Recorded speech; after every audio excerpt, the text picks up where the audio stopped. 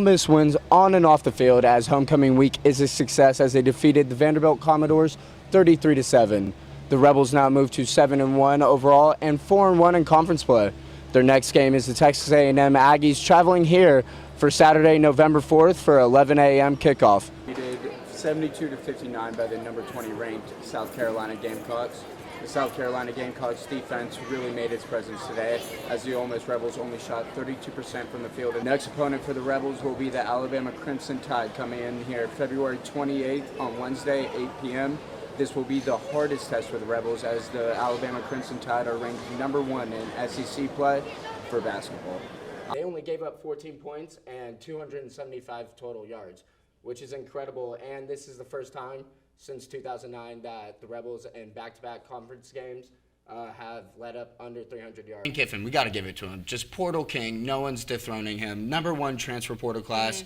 Getting the number 1 player in the transfer portal class, Walter Nolan.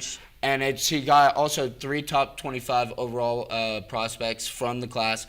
Also, 9. The Ole Miss Rebels lose their first game at Swayze Stadium this season as they fall to the Arkansas State Red Wolves 4-2. The Red Wolves had 10 hits compared to the Rebels 5. The Rebels' next outing will be here at Swayze Stadium on Friday, February 23rd against High Point Panthers.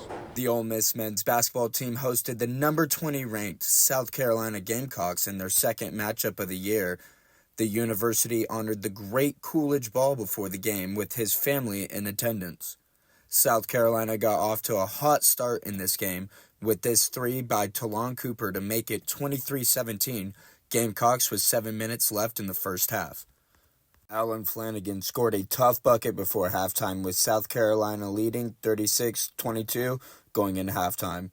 10 minutes into the second half, B.J. Mack makes a 3-point shot to make the lead 55-40 South Carolina. Head coach Chris Beard looked disappointed with his team's effort in this game. Ole Miss Rebels remained undefeated at home this season as they hosted the Vanderbilt Commodores in an SEC matchup.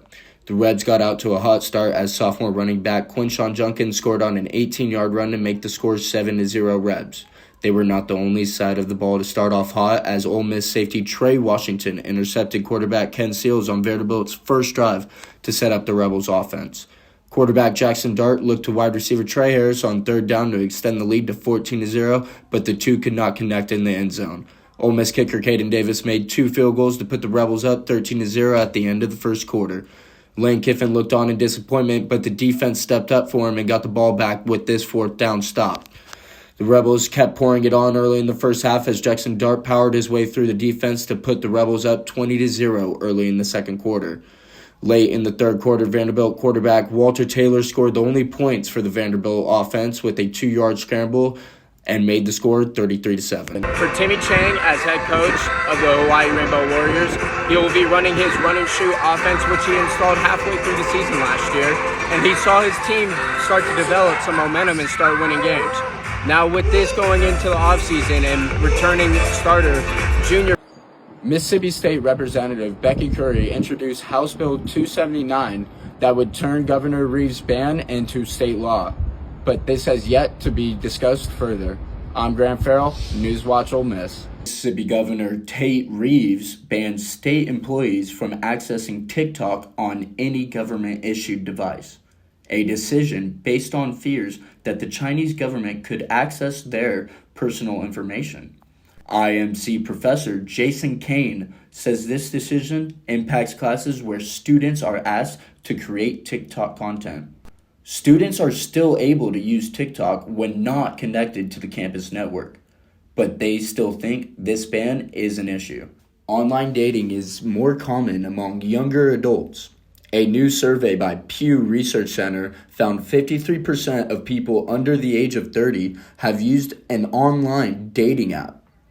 The most popular dating app among college students is Tinder. 8 out of 10 people under the age of 30 have used this app. Those who have not used an online dating app focus more on meeting face-to-face, are more likely to feel overwhelmed or in danger when messaging or meeting another online dating user. People under the age of 30 are more convinced that online dating helps increase the chance of finding a long-term partner.